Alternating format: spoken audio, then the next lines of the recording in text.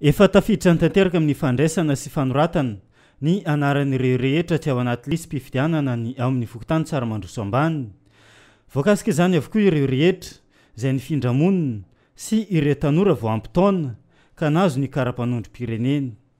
Zao moa zany dia efa misokatra ny ralina amin'izao ny lista mpifidianana zany. Keto ny tenako manentana sika rehetra tokantrano tsirairay avy mitongava reo tompoko mijery ny anarantsika ao anatin'ny listra sa tsy ao ialana amin'ny fanomezan-tsiny indray rehefa aveo hoe fa maninona zahay tsy tafiditra anaty lista mpifidianana. Ka eto ny tenako miteny hoe mitongava mijereva ny lista raha tsy ao anaranareo dia vonona zahay apiditra azy anatin'ny lista ny aditifa satria misokatra zao ny fanoratana zany lista mpifidianana izany.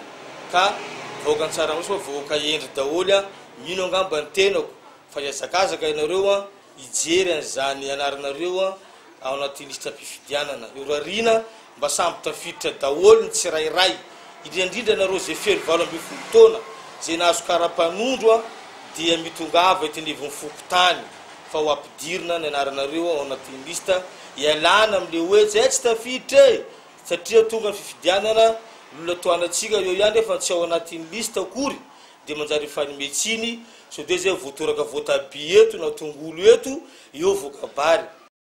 Manentana araka izany sy fokotany avy amin'ny fokotany Tsaramandroso Ambany mba ho tonga ny rehetra hanamarina ny fisian'ny anarany ao anaty listra na tsy.